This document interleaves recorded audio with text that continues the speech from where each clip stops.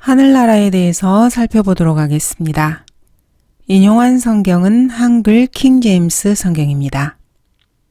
신약 성경은 이렇게 말씀하고 있습니다. 위에 있는 것들에 너희 마음을 두고 땅에 있는 것들에 마음을 두지 말라. 세상적인 그리스도인에게는 새 예루살렘이 실제적이지 못합니다. 세상적인 그리스도인들의 마음은 새 예루살렘과 하늘에 있지 않고 차선책으로 구령을 하거나 아니면 세 번째 차선책으로는 자신의 사역에 있습니다. 혹은 네 번째로는 자신의 동료와 잘 지내는 것을 택합니다. 이것들은 모두 위에 있는 것들에 너희 마음을 두고 땅에 있는 것들에 마음을 두지 말라는 명령을 어긴 것입니다. 하나님의 첫째 계명은 자신의 동료들과 잘 지내는 것이 아닙니다.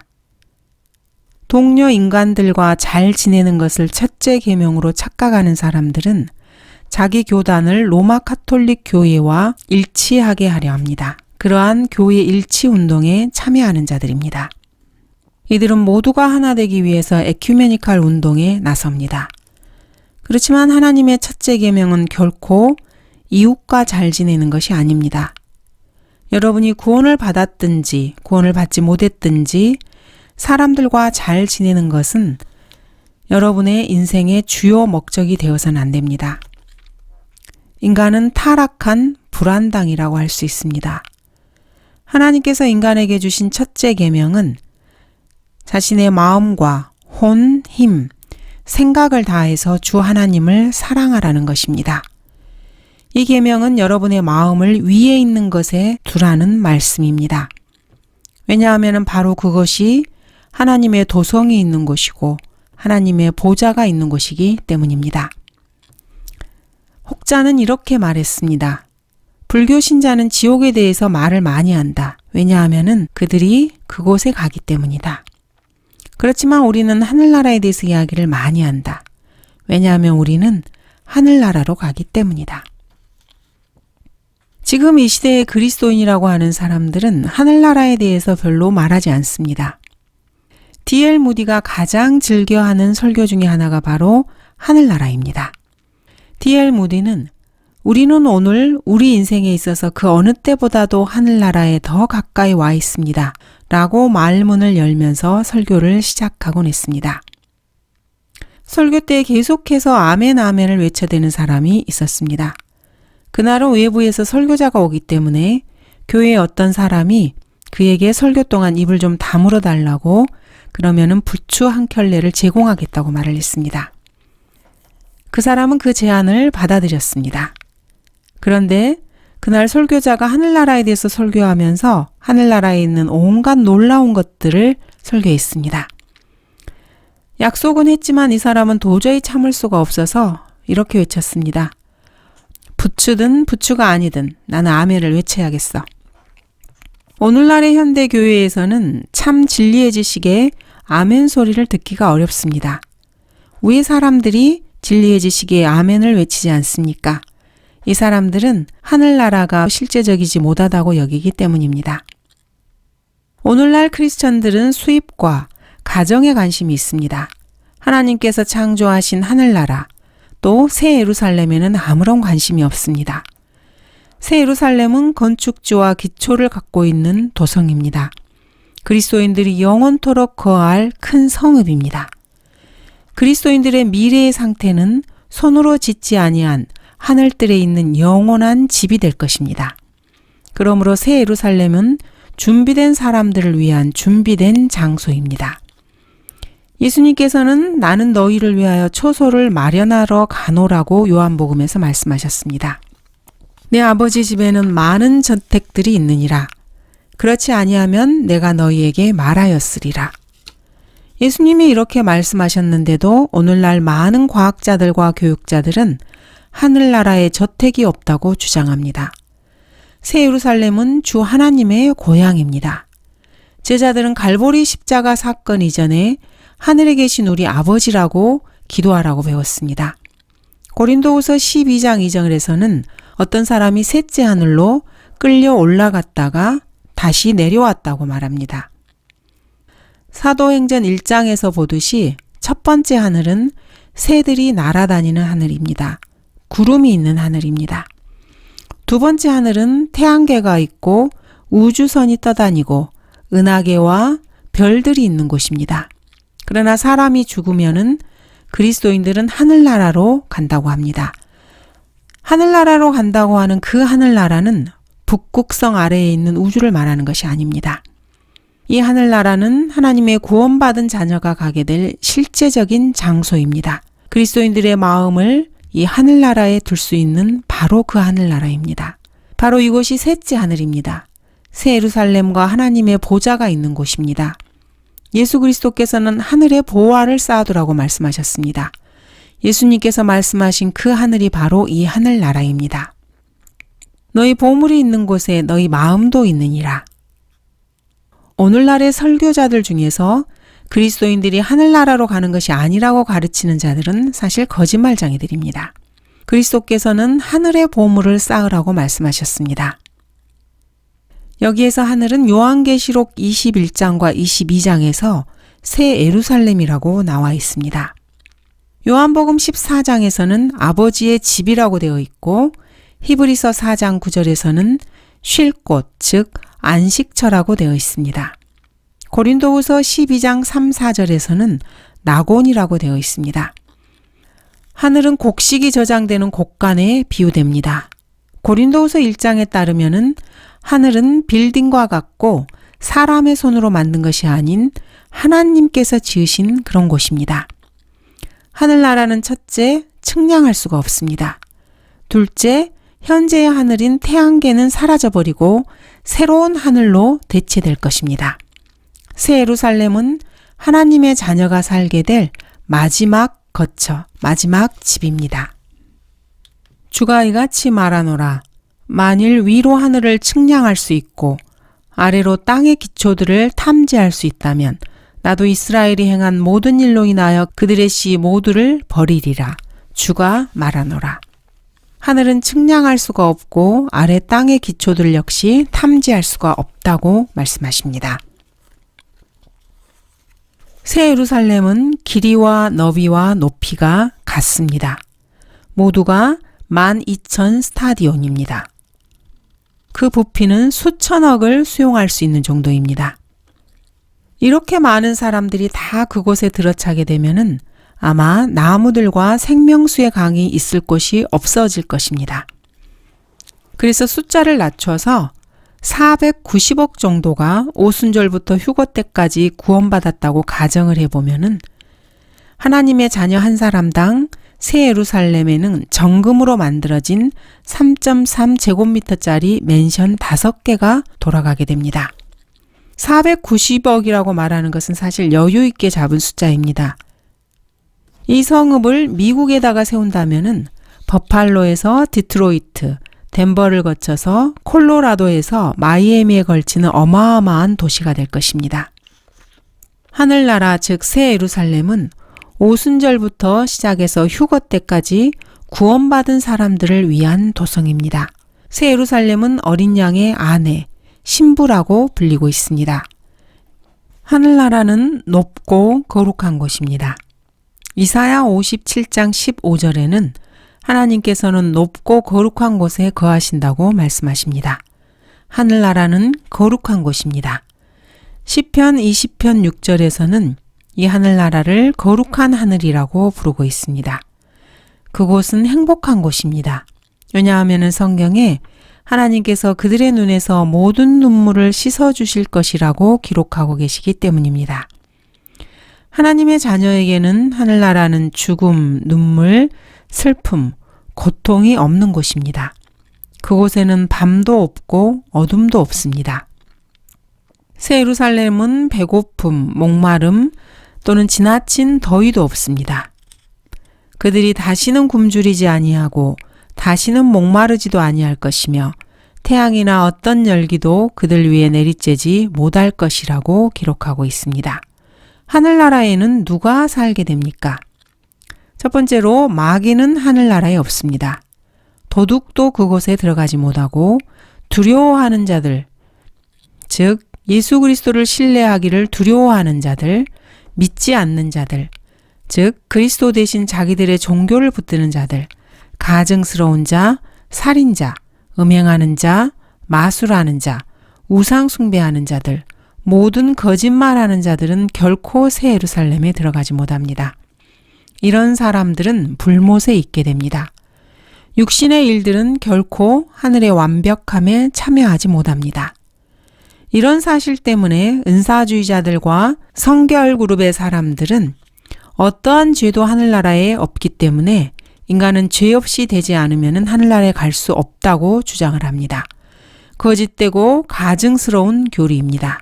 그렇지만 그것은 반만 진리입니다. 그리스도인들을 하늘나라로 데려갈 죄 없으신 분은 예수 그리스도이십니다. 믿는 사람들의 죄 없는 거듭난 성품은 죄를 짓지 않습니다. 왜냐하면 그리스도인들 안에 있는 새 사람은 하나님께로부터 난 사람이기 때문입니다. 믿는 자가 즉 성도들이 죄를 지으면 하늘나라를 잃어버리게 된다고 하는 것은 거짓말입니다. 잘못된 교리입니다. 갈라디아서 5장에는 육신의 일들이 나옵니다. 고린도전서 6장에는 구원받지 못한 사람들의 삶에서 저질러지는 죄들이 나옵니다. 이것들은 그리스도인의 삶에서도 동일하게 저질러질 수 있는 일들입니다. 그리스도인이라면 그리스도인 안에 있는 두 가지 본성에 대해서 반드시 알아야 합니다. 거짓말하는 그리스도인과 거짓말쟁이를 구별해야 합니다. 살인자와 살인하는 그리스도인을 구분할 줄 알아야 합니다. 다윗은 거짓말을 했고 살인을 했지만 다윗은 지금 영광 가운데 있습니다. 그리스도인이라면 이 사실을 결코 잊어서는 안 됩니다. 어떤 그리스도인이 자신의 죄를 자백하지 않았다면 어떻게 되는가? 이렇게 은사주의자가 목사님께 물었습니다.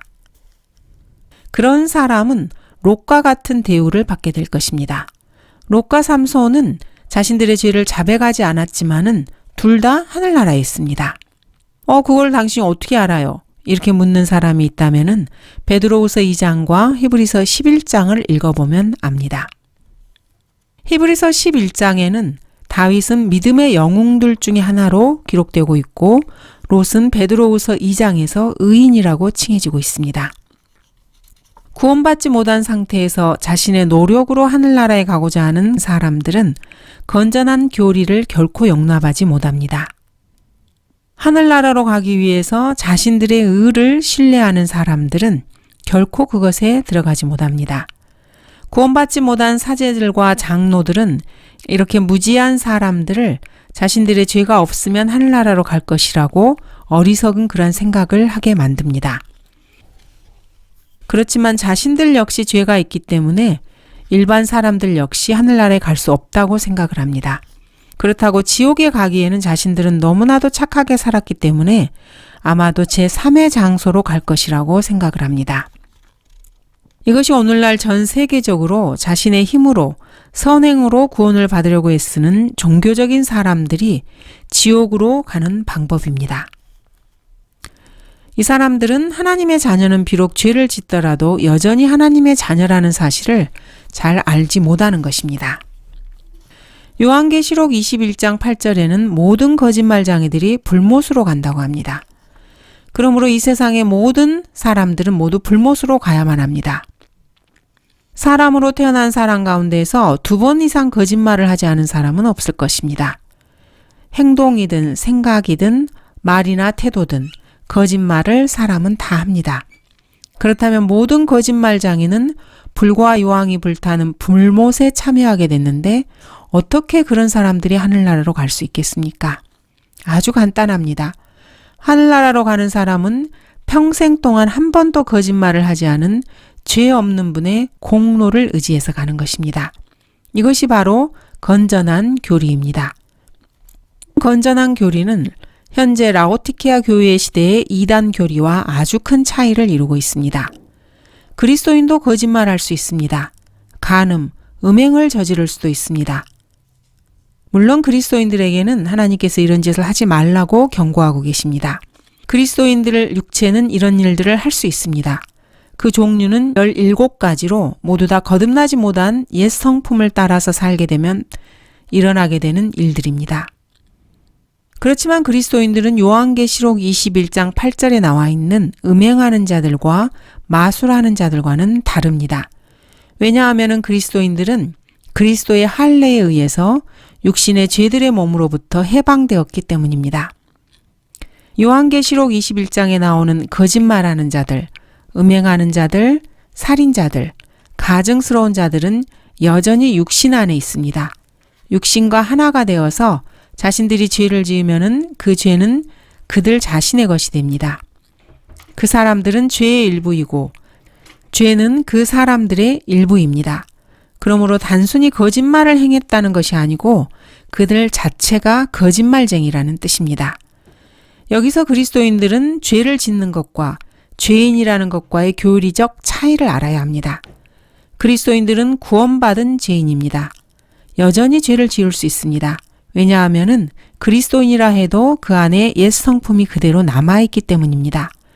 그렇지만 그리스도인들은 하나님의 성도입니다. 그리스도인은 하나님의 자녀로서 요한계시록 21장 8절에 나와 있는 그런 사람들의 부류에 해당되지 않습니다. 반드시 알아야 할 사항입니다. 하늘나라에 거주하는 주민은 첫째 삼위일체 하나님입니다. 하나님 아버지께서 하늘나라에 살고 계시고 예수님은 승천하셔서 하늘나라로 가셨습니다. 하늘나라에는 또한 수많은 피조물들이 있습니다. 천사들이 있고 에녹과 엘리야도 하늘나라에 있습니다. 모세 역시 그곳에 있습니다. 데살로니가전서 4장 14절에서는 오순절 이래로 예수님을 믿고 죽은 사람들이 다 그곳에 있다고 말합니다. 오순절 이래로 예수님을 믿고 죽은 사람들은 다 그곳에 있습니다. 예수께서 죽었다가 다시 살아나신 것을 우리가 믿는다면 그와 같이 하나님께서는 예수 안에서 잠든 자들도 그와 함께 데리고 오시리라. 그러므로 하늘나라는 거주민들이 죄 없고 완전한 거룩한 상태로 살고 있는 곳입니다. 휴거되어서 그곳으로 올라간 사람들 역시 하나님의 천사와 같이 33세의 죄 없는 남성의 모습으로 살게 됩니다. 하늘나라는 완벽한 곳입니다. 그곳에는 완전한 만족이 있습니다. 또 그가 나에게 하나님과 어린 양의 보좌에서 흘러나오는 수정처럼 맑은 생명수의 정결한 강을 보여주더라. 그 도성의 거리 한가운데와 그 강의 양편에는 생명나무가 있어 12가지 과실을 맺으며 달마다 과실을 내더라. 그리고 그 나무의 잎사귀들은 민족들을 치유하기 위한 것이더라. 하늘나라에는 모든 완벽하고 이상적인 위안이 가득 찬 곳입니다. 일도, 땀도, 세금도 없습니다. 모든 것이 만족스럽고 죄에 대한 유혹도 없고 마귀들, 더러운 영들도 없는 것이 바로 하늘나라입니다. 하늘나라는 모든 것이 완벽하게 갖추어진 것입니다. 모든 좋은 것이 다 갖추어져 있는 하늘나라에서는 배고플 수도 없고 목마르지도 않습니다. 그리스도께서 죽은 자들로부터 부활하셨을 때 예수님은 먹지도 마시지도 않으셨습니다. 그럴 필요가 없었기 때문입니다. 예수님께서 구운 생선과 벌집을 자신의 생명을 보존하기 위해서 잡수신 것이 아닙니다. 예수님은 신성한 성품과 영광스러운 몸을 가지고 계셨습니다. 예수님께서 인간들이 먹는 것을 드신 것은 예수님의 영광스러운 몸이 먹을 수 있다는 사실을 보여주기 위해서였습니다. 하늘나라는 완벽하기 때문에 죄가 없는 곳입니다. 다시는 저주가 없고 하나님과 어린 양의 보좌가 그 안에 있을 것이며 그의 종들이 그를 섬기리니 더 이상의 저주가 없는 곳이고 영원한 저주가 제거된 것입니다. 저주가 영원히 없어졌습니다.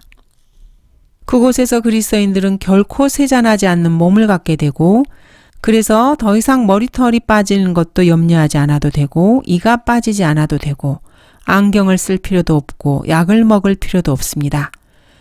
몸에 질병이 드는 것으로 인해서 걱정할 필요도 없습니다. 이런 것들을 생각하면서 기쁨에 젖은 적이 있으십니까? 결코 피곤하지도 않고 지루하지도 않고 위궤양, 당뇨병, 고혈압, 신경통, 독감, 코로나, 알레르기, 그 어떠한 질병도 걱정할 필요가 없는 곳에서 영원토록 살게 된다는 것을 생각해 보신 적이 있으십니까? 공산주의자들과 사회주의자들, 통합론자들은 이 지구를 살기 좋은 곳으로 만들어서 테크노피아, 유토피아, 그린피아 등을 만들겠다고 외칩니다. 참으로 어리석은 자들입니다. 우리는 미래에 있을 하늘의 즐거움을 원치 않는다. 우리는 이 지구를 사람이 살기에 더 좋은 곳으로 만들기 원한다. 이것이 바로 이 세상을 더 나은 곳으로 만들어 보려고 애쓰면서 자신들을 반대하는 사람들을 수청하고 죽이고 그런 사람들의 표어입니다. 수백, 수천을 숙청하고 죽여놓고서는 이 지구를 더 좋은 곳으로, 사람이 살기에 더 좋은 곳으로 만든다고 하는 말이 무슨 의미가 있겠습니까? 공산주의는 결코 노동자들의 운동이 아니었습니다. 공산주의는 학생운동입니다. 이것을 모르는 사람이 있습니까? 칼 마르크스는 박사학위를 얻기 위해서 애쓴 학생이었고 신문에 글을 썼던 저널리스트였습니다. 칼 마르크스는 결코 노동자가 아니었습니다. 공산주의는 학생운동이고 언론을 뒷배경으로 하고 있는 운동입니다. 모택동과 언론이 합세해서 200만 명이 넘는 사람을 죽인 것을 모르는 사람이 있습니까? 피에 메리 여왕, 샤를마누 대제, 알렉산더 대왕, 나폴레옹, 모택동, 발렌슈타인, 히틀러, 이들이 외친 구호는 이 세상을 더 살기 좋은 곳으로 만드는 것이었습니다. 이는 역사적으로 입증된 사실입니다. 이 세상에서 가장 유명한 살인마들, 100만에서 1000만까지 사람들을 처형한 자들 중에서 자신들의 행위가 어쩔 수 없는 일이었다고 변명하지 않는 사람들이 있습니까? 인간의 본성은 결코 변하지 않습니다. 이 세상의 모든 살인마들은 이 세상을 더 살기 좋은 곳으로 만들기 위해서 남의 나라도 침략하고 사람들을 숙청하기도 하고 전쟁을 하는 것이 아닙니까? 히틀러는 600만 명의 유대인들을 죽일 때 교황과 밀약을 체결하였습니다. 이 땅에서 모든 악한 일들은 그들의 주장에 따르면 선한 목적을 달성하기 위해서 저질러진 것들입니다. 하늘나라는 완전한 통치가 이루어지는 곳입니다. 의로우시고 거룩하신 하나님께서 통치하시는 곳입니다. 하늘나라는 완벽한 섬김이 있는 곳입니다. 가장 높은 왕과 최고의 은퇴 플랜을 제시하는 가장 뛰어난 고용주이신 하나님을 영원토록 섬기고 싶지 않으십니까? 새 예루살렘이야말로 완전한 교제가 있는 곳입니다. 그들은 그의 얼굴을 볼 것이며 그의 이름이 그들의 이마 위에 있으리라. 그리스도인들은 그분의 얼굴을 볼 것입니다. 이보다 더 멋진 일이 있겠습니까? 지금 당장 그 누구도 하나님의 얼굴을 보고 살 수 있는 사람은 없습니다. 하나님의 피조 세계의 일부인 태양을 오래도록 바라볼 수 있는 인간은 없습니다. 그런 인간이 어떻게 하나님을 바라볼 수 있겠습니까? 하나님은 계시지 않아. 왜냐하면 우리는 그를 볼 수 없어. 아니라면은 하나님을 우리에게 한번 보여봐. 이렇게 어리석은 주장을 하는 사람들이 있습니다. 하나님께서 만드신 태양조차도 제대로 쳐다보지 못하는 인간이 그분을 어떻게 쳐다보려고 하는 것입니까? 새 예루살렘은 완전한 소유의 장소입니다. 그리스도인들은 오직 하나님께만 속하게 될 것입니다. 하나님의 이름이 그리스도인들의 이마에 있게 될 것입니다. 완전한 충성만 있을 뿐입니다. 그리스도인들은 하나님의 것이 될 것이고 하나님은 우리의 것이 될 것입니다. 너의 눈이 나를 압도하니 그 눈을 내게서 돌이켜다오. 너의 머리는 길르앗에서 나타난 염소떼 같고. 하늘나라는 영원한 영광이 있는 곳입니다. 인위적인 빛도 필요 없는 곳입니다. 거기에는 밤이 없겠고 그들에게는 촛불도 햇빛도 필요하지 아니하리니 이는 주 하나님께서 그들을 비추시기 때문이라. 죄 없고 완전한 존재들이 영원토록 영원한 기쁨으로 영원한 평안 가운데 영원한 행복 가운데 다스리는 곳입니다. 악을 생각하도록 시험당할 필요도 없고 하나님의 자녀가 자기가 원하는 대로 24시간 내내 생각해도 잘못된 생각을 할 염려가 없는 그런 곳이 바로 새 예루살렘입니다. 여러분은 죽을 때 하늘나라로 가고 싶습니까? 여러분은 준비가 되었습니까? 새 예루살렘은 어린 양의 아내입니다. 준비된 사람들을 위해 준비된 곳입니다. 여러분의 인생은 고달프십니까? 러크만 목사님은 27살 때까지 안 해본 것이 없이 모든 것을 다 해봤습니다. 27살 때 러크만 목사님은 주님을 영접했고 구원받았습니다. 하나님께서는 그리스도인들을 결코 실망시키지 않으십니다. 구원받기 전까지 인간은 결코 인생 문제의 해답을 찾을 수 없습니다. 신실한 그리스도인이라면 바로 지금 주 예수 그리스도께서만이 우리의 모든 문제를 해결할 수 있는 분이라는 것을 압니다. 음악이나 미술, 남자, 여자, 여행, 명예, 재산, 돈, 경험, 철학, 과학 등을 모두 다 추구하는 그 어떠한 사람도 그 어떠한 죄인의 마음속에 있는 갈망도 다 채울 수는 없습니다. 어느 날 죄인의 모습 그대로 예수 그리스도께로 나와 그분의 피의 속죄를 신뢰하고 그분의 의를 신뢰하게 되면은 그 사람은 그리스도인이 되어서 기쁨과 만족과 성취감을 맛보게 됩니다. 영원한 본향에 갈 수 있는 특권을 받게 됩니다. 그리스도인의 고향은 고통도 죽음도 슬픔도 없는 곳입니다. 하나님께서 모든 사람들의 눈물을 씻어줄 것이기 때문입니다. 하나님의 은혜로 여러분의 영원한 목적지가 하늘나라가 되기를 바랍니다. 감사합니다.